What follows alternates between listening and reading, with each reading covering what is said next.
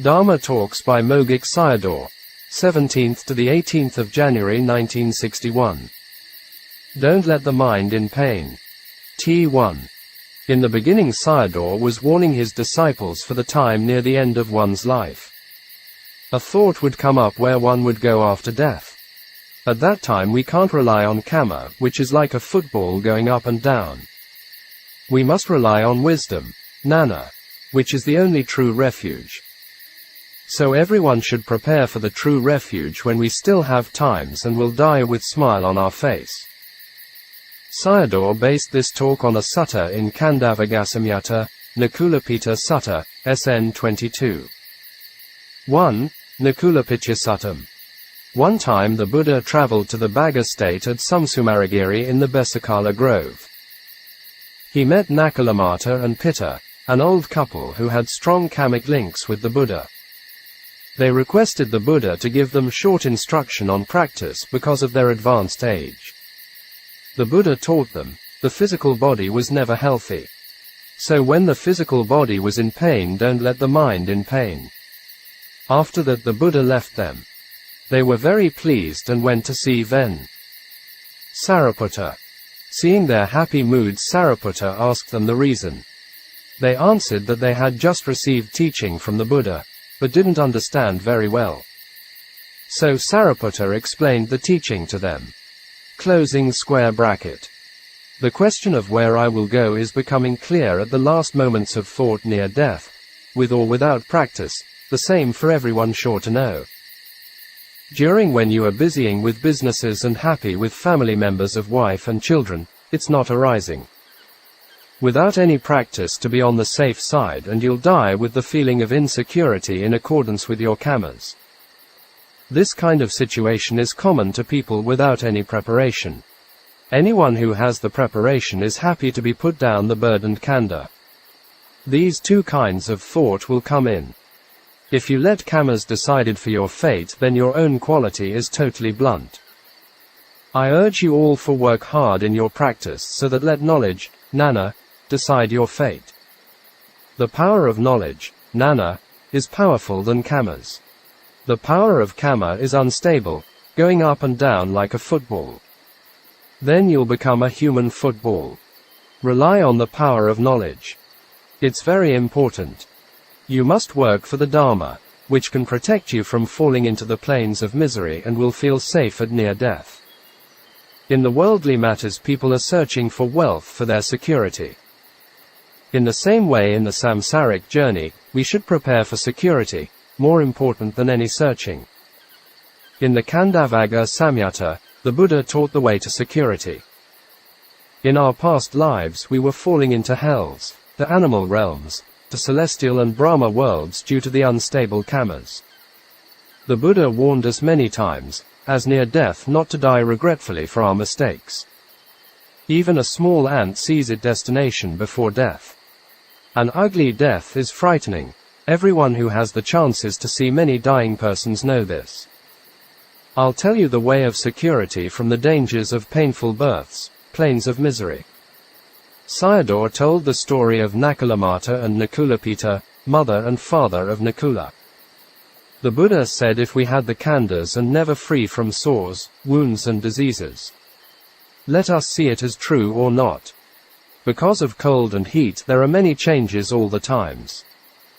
And so we are using bandages to treat the diseases, i.e., changing clothes all the times. There are sores of defecation and urination. We are changing our bodily postures all the times because of pains and aches. The body is the source of all diseases. The body is sure to be in pains and aches. But if your mind is not in pain, will realize Nibbāna. Let the body pain but not the mind. Then Sariputta gave instruction to them. Worldlings took this body as mine, I am and myself. But the khandha would show you that it was not as what you had thought. Sayadaw explained the body and mind are in pains by using each of the 5 khandhas to describe it. This physical body is made by 4 causes: kama, mind, chitta, temperature, uttu, and foods, ahara. If we make these as mine, I am, myself, the mind will pain. It's a strong clinging. The mind dharmas are made by sense objects and sense bases, aramana and vara. Your mind is in pain when something changes, which you take it as mine, but it after all does not belong to you. If you think you are the owner, then you are in suffering. For example, you find a dead dog on the road and the death of your dog are different things. As dog, they are the same but have different feeling because of ownership and non-ownership. If you see arising and passing away, you know very well that it's not yours. Then your mind is not in pain. In the whole samsara we are living with the double-blind eyes of this is mine, this I am and this is myself. It's like a blind cock fights with blindness and takes it as mine. If I am not giving you the noble eyes, Aryan eyes, because of your attachment, you will be in sorrow, lamentation, pain, and grief. T2. Why sorrow, lamentation, pain and grief come in very often? You have to think about it. It always becomes sorrow, in tears and suffering because the view of me and mine is not falling away, atta and ataniya ditthi. You think yourself as me, and your wife, children and wealth as mine, so that suffering arises. This physical body is always changing with hot and cold. This is the nature of the body and you have to know it. Change is anicca and knowing mind is magga. And sorrow, lamentation, grief and pain not follow behind. This is because your eyes are transplanted with the Aryan eyes which know the original nature. Become the disciple of the Aryan, your sorrow will be ceased. Without it, when the body is in pain and the mind also in pain. Contemplate the 5 khandhas as stranger, parato, parajana. If you don't observe in this way, never get the path knowledge. The 5 khandhas are changing and you have to look at them as stranger. They also tell you as a stranger, and sorrow, lamentation, grief and pain not arise. And it not becomes ignorance and volitional formation, avidya and sankhara. If you know impermanence, the mind is not in pain. At the present your mind is happy, and also for the future the doors of the plains of misery are closed. The body in pain but not the mind in pain is the Buddha had arisen for you. If your mind is in pain, then the Buddha had not arisen for you. In truth the body is impermanent and not really painful. Dhamma Talks by Mogok Sayadaw, the 19th of January 1961. Buddhavāda. Sayadaw based this talk from the Khandhavagga Samyutta, Devadaha Sutta, SN 22.2 Devadahasatam. One time the Buddha was dwelling among the Sakyans in a town named Devadaha. At that time some monks wanted to go to the western province in order to spend the rain retreat there. So they went to see the Buddha and asked permission for it. The Buddha asked him to see Sariputta before. So they went to see him. Sariputta knew that the Buddha wanted him to teach them. He said to them, they should answer in this way if someone asked what the Buddhavāda, the Buddha's doctrine, was. The Buddha taught to remove or destroy desire and lust, chanda raga, and the way to do it. Closing square bracket. We are worshipping the Buddha and Dharma, so it's important to know the doctrine of the Buddha. In one of his talks on the same subject, Sayadaw said that most Buddhists know a lot of rites and rituals. Such as worship the Buddha in many different ways, but maybe they don't know the doctrines. Without knowing it they can't practice. Nowadays we see many monks teach the lay people ordinary things. Sayadaw told the story of the sutta. Sariputta gave the talk to the monks. The Buddha used to talk removed or destroyed desire and lust, chanda raga. He also used to exhort for practice of removing and destroying it, to remove the causes of dukkha samadaya, i.e., tanha, and the way for it. The inquirers would not satisfy with that much. They would ask you again, in regard to what your teacher taught the removal of desire and lust. It's to remove the desire and lust on the 5 khandhas. If you didn't, then what happened? There arose in one sorrow, lamentation, pain, displeasure and despair. If you did it, then what happened? It will not followed by sorrow, lamentation, pain, displeasure and despair by removing it, and not either, followed by ignorance and volitional formation, avidya and sankhara. If you don't remove it, then you are an unwholesome person. You will fall into the plains of misery when death arrives. If you remove it, then you are a wholesome person. You will born in the blissful plains after death, as human and celestial beings, and realize Nibbāna. These are according to the sutta. I have something to explain more. If you don't remove or destroy it with path knowledge, the khandhas and samudaya, i.e., tanha, are always sticking together. Here means latent tendency or defilements, anusaya kilesa. This is lobha, greed, affection to one's own khandhas. If you don't remove it, craving, clinging, action, tanha, upadana, kama, connect with birth, aging and death, jati, jara, marana. It's here to describe the way of practice. You can contemplate whatever you prefer, mind, feeling, etc. Before you don't know and think it as permanence and have affection to the khandhas. By contemplation and know that it's impermanent. Defilements have 3 stages, 1 latent stage, anusaya, 2 stimulating stage, parayutana, and 3 active stage, vitikama. By seeing impermanence, vipassana knowledge removes 2 and 3 stages, but it can't overcome the latent tendency. With 1, 2 and 3 will come back again. Whichever can destroy one becomes the true Buddhavāda. Don't satisfy only with vipassana knowledge. Without the practice, by encountering coarse sense objects, and all of them arise back again. Knowledge of disenchantment and change of lineage, Nibbāna and Gotrabhu nanas, are still not enough. Therefore continue to practice until to the truth of the 5 khandhas as dukkha. Have to practice until you totally don't want the khandha.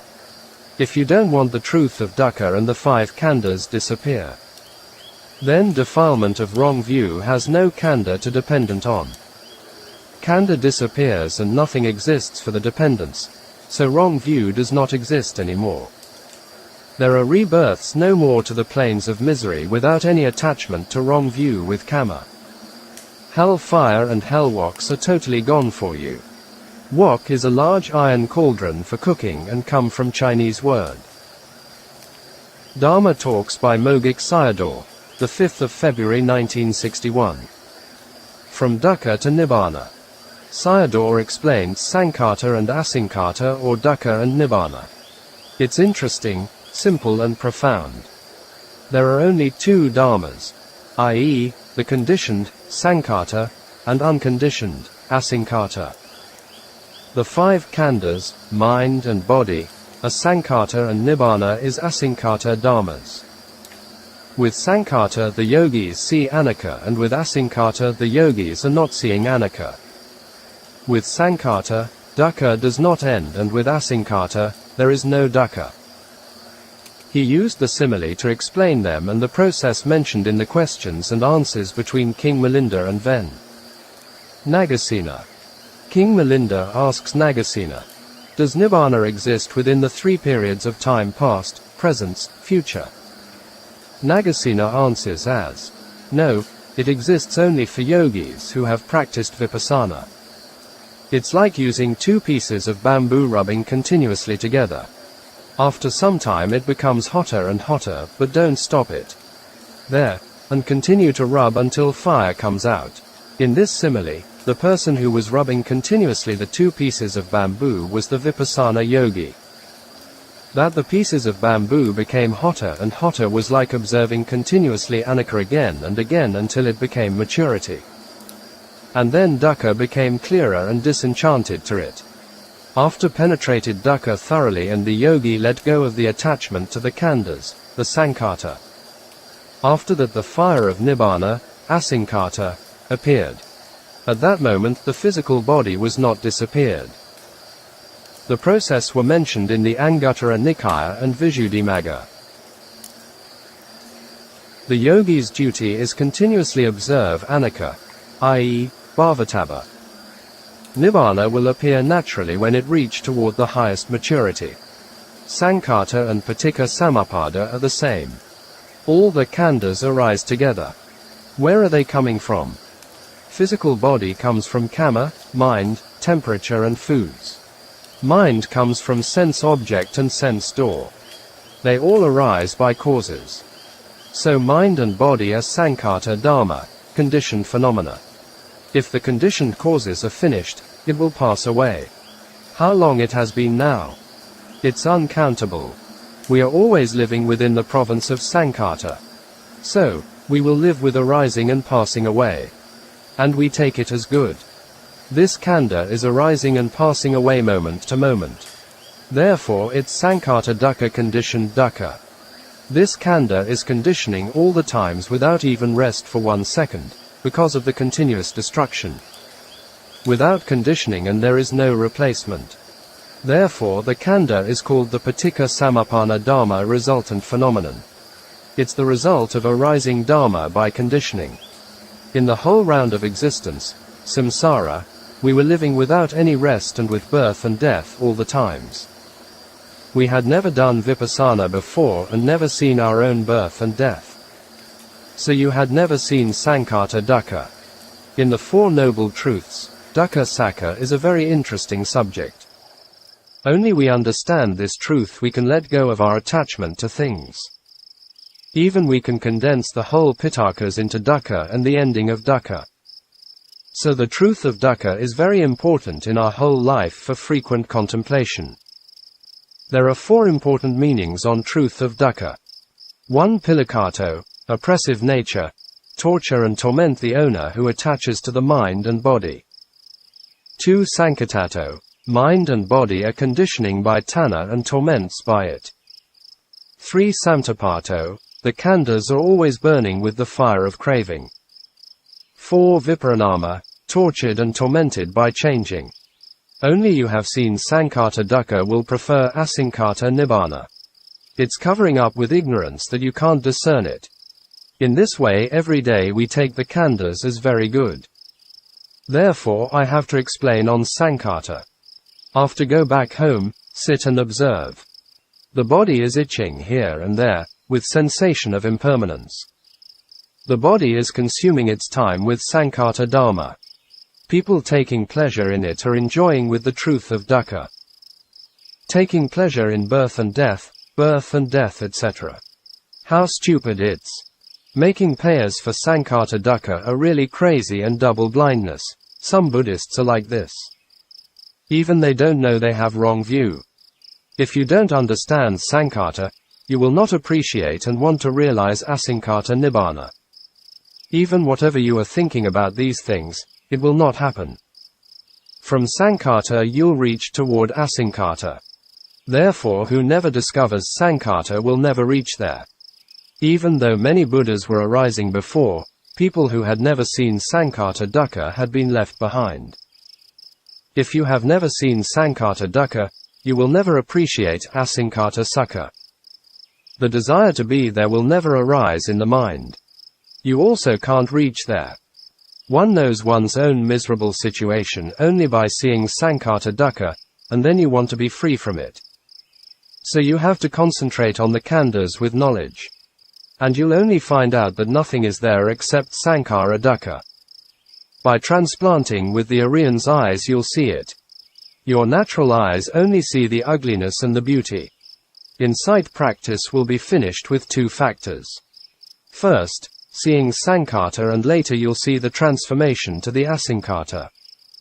Is it matured by paramis, past perfections, or discerned a lot of it? This knowledge, i.e., path knowledge, does not turn toward sankhata, impermanent khandhas, but toward the cessation of sankhata, i.e., not seeing the khandhas. Impermanence of the khandhas still exists, but the knowledge turns toward that no khandhas exists. This point is very important. So, you have to remember it carefully. You must observe a lot of impermanence. Don't let the desire of I want Nibbāna to come in. Just observe sankhata. The way to Nibbāna is that all. There are only 2 dharmas. This was mentioned in the Dhamma Singani, the first book of Abhidhamma. Sankhata dharma and asankhata dharma, conditioned phenomena and unconditioned phenomenon. Sayadaw continued to talk on Nibbāna, a question posed by King Milinda and answer by Ven. Nagasena. There is no fire inside the pieces of bamboo. By rubbing two of them, it becomes hot. Sankata dukkha is like this. After a while, it's becoming too hot and the fire comes out. Nibbāna is like that. Between the processes, whatever knowledge arising is only within the province of Sankata. If you don't want to follow the process of knowledges is up to you, i.e., 10 or 16 knowledges. Just contemplate the Sankhata. Dhamma Talks by Mogok Sayadaw, 6th to the 8th of February 1961. The Reality and the Knowing. These three talks were based on the Tevijavaka Sutta of Majjhima Nikaya, MN 71 Tevijavakcha. As I had already mentioned before, Sayadaw mostly used the suttas only to explain the Buddha's teaching and the practice in clearer and simpler ways. Maybe there were many Pali words in it, but mostly known to the Burmese Buddhists. He only took a few points from the suttas and used it for practice. People want to study a whole sutta must go back to the Nikaya itself. The second and the third talks were concentrating on the contemplation of mind. There were many important points in these talks for the practicing yogis. Closing square bracket. T1. Cutting off the dependent arising is Nibbāna. The khandha's processes are dependent arising. The knowledge, jnana, comes in and cuts off the process. The original khandha process is the truth of dukkha. Broken down, the khandha process is the truth of the cessation of dukkha, nirodha sakha. Sayadaw used the dependent arising chart to explain the Dhamma, see the 12 links.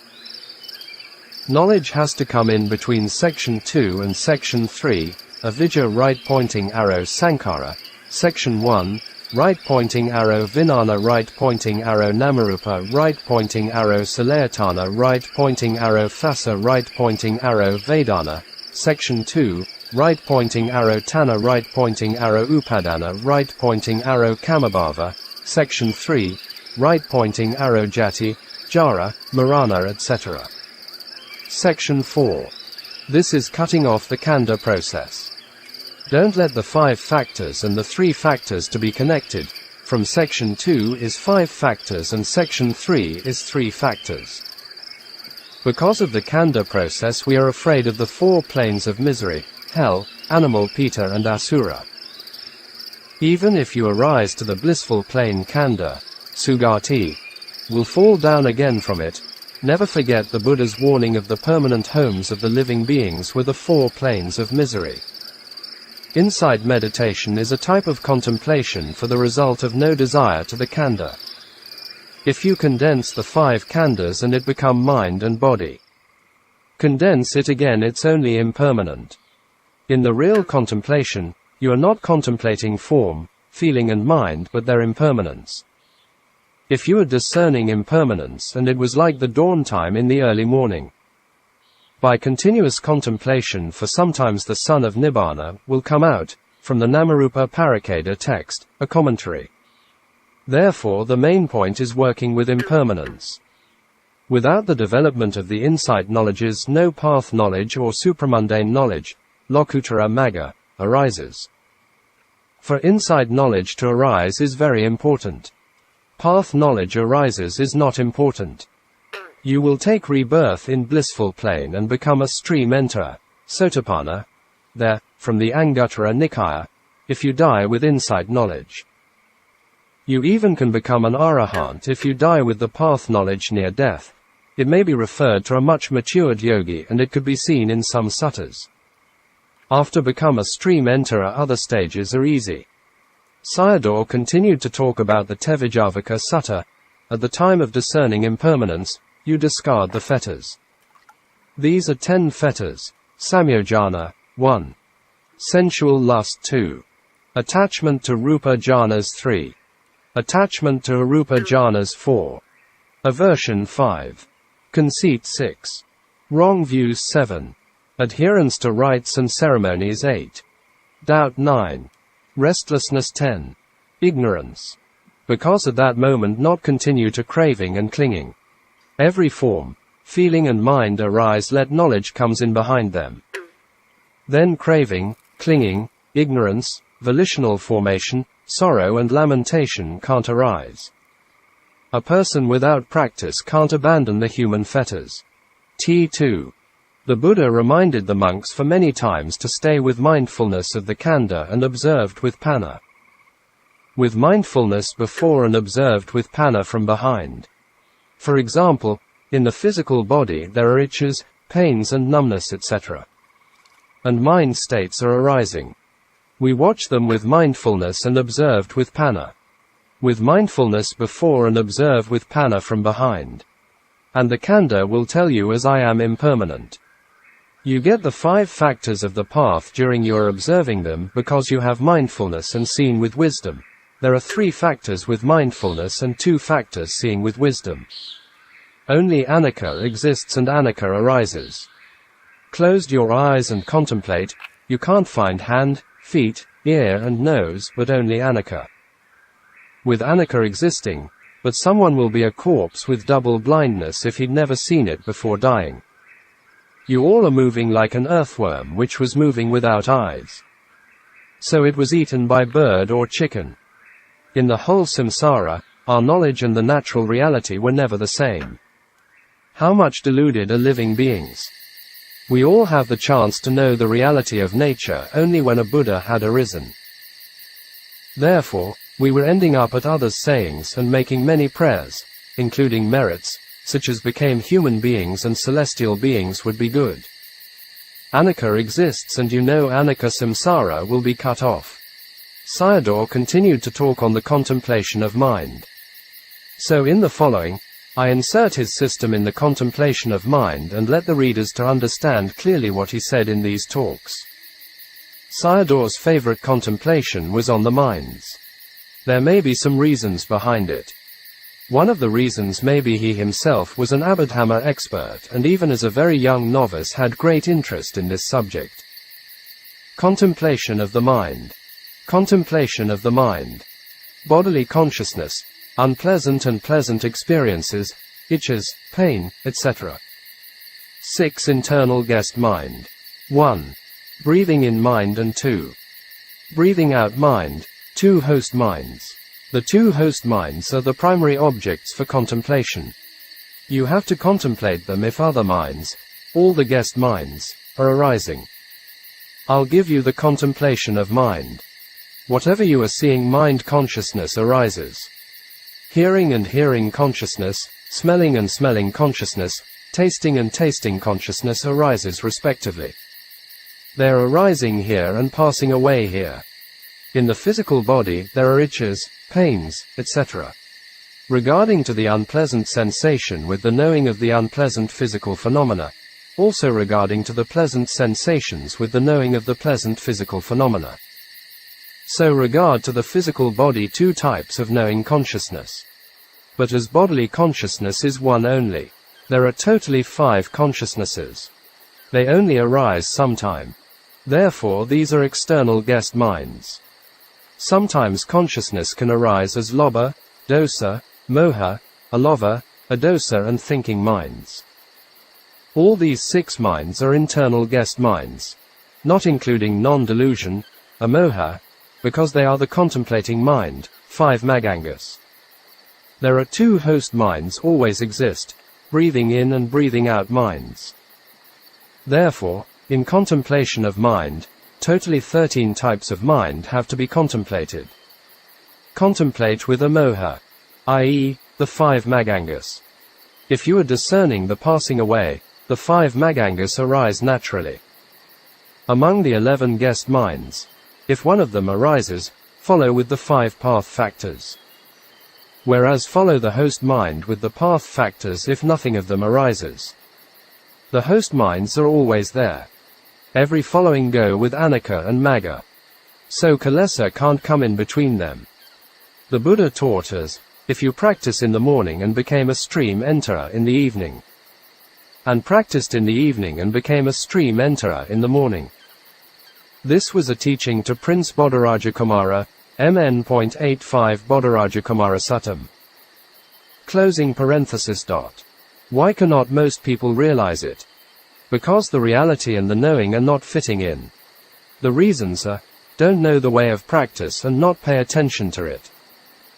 Therefore we are far from the path and fruition knowledges, Magga and Phala, and Nibbāna every time it's arising, and no contemplation, for an example, by seeing an object become wanting, clinging, action and birth, which continue the D.A.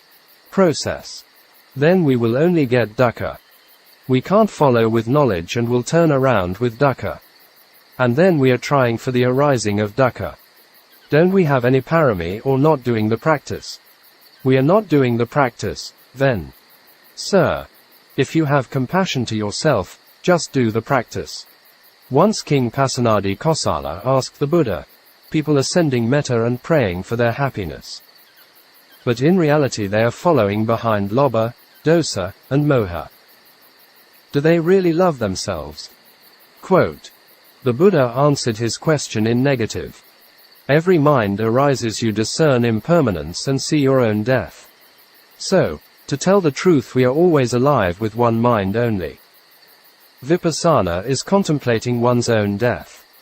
For example, after you are breathing out and the mind wanting to breathe in not arises, you are dead. Death is subha or asubha. Asubha, then. Sir, here the usage of asubha may be had the general idea of unpleasantness, because death is unpleasant to the dying person and others. Closing square bracket.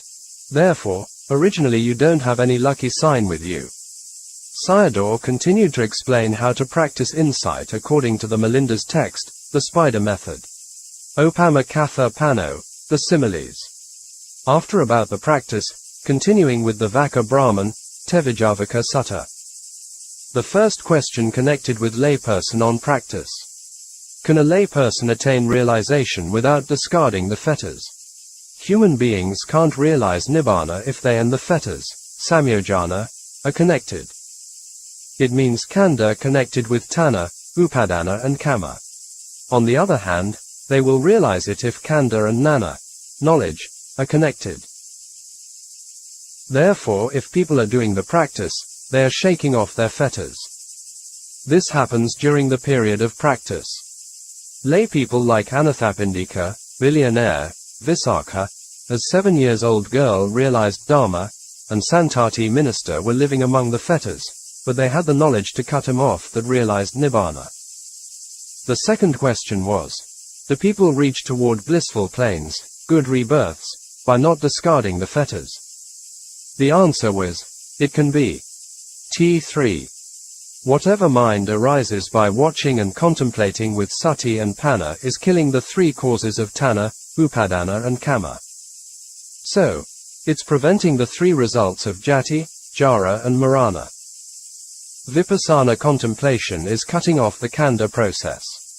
Magga, here the 5 magangas, is cutting off the future causes and no future result arises. Yogis of Vipassana contemplation are cutting off samadaya and dukkha sakkha's. Whatever arises is dukkha sakkha. Sayadaw explained Cittanupassana of the 6 senses doors one by one. Cittanupassana is observing one's mind. You have to observe it exists or not exists, because two minds can't exist at the same moment. After the arising mind passes away and the observing mind can arise. The minds have to be observed are not more than 45 types of mind. From the 45, only one of them arises in turn. The preceding mind is anicca and the observing mind is magga.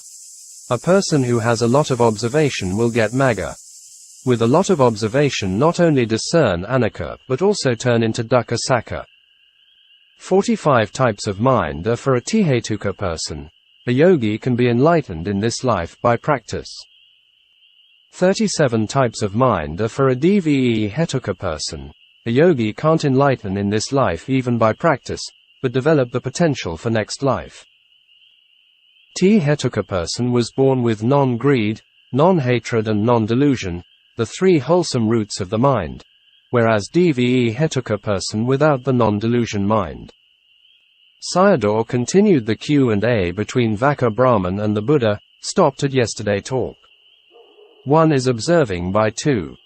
1 will tell you not there and 2 know it not there. Discerning of impermanence is seeing one's own death. It becomes a dead person while another mind does not arise from behind. With the connecting of minds, we do not become a dead person. Our connections of deaths are Dukkha Sakha and seeing him is Magga Sakha. Knowing Dukkha is Magga Sakha. Therefore we are contemplating the truth. You'll get the Magga by your own contemplation. The matter of getting the Magga is the matter of observation. By observing the 45 minds arise, during cooking and working you'll get the Magga. Also it is during selling and buying. Just only you are observing them. Tanha and Upadana Kama are preventing Nibbāna, but not to Sugati, blissful rebirths. We may realize Nibbāna by performing wholesome kamas as Vivata kamas, kama which has no desire for the round of existences. And it becomes a strong supportive cause for Nibbāna. That is, you have done it without Tanha and Upadana. I'll explain the last 2 questions as general knowledge. Sayadaw mentioned wrong views and practices in ancient India during the time of the Buddha connected with these questions. Can Ajivākas realize Nibbāna? They can't. They are governing by wrong views so that they couldn't realize it. Wrong views are always preventing Nibbāna. Can they reach towards Sugati? No, they can't. But I see only one person. That was the Bodhisattva himself, and during that time he was practicing as a Ajivāka. But at that time, he believed in the law of karma so that he was born in Sugati, good rebirth, after death. This is nothing to do with identity view, Sakkaya Ditthi. Identity view prevents Nibbāna but not Sugati. Therefore the Buddha gave serious examples to destroy identity view was more important than your head was on fire and your chest was piercing with a spear. These situations are only dire once, but with Sakkaya Ditthi will never free from dukkha. Identity view is the fetter of wrong views.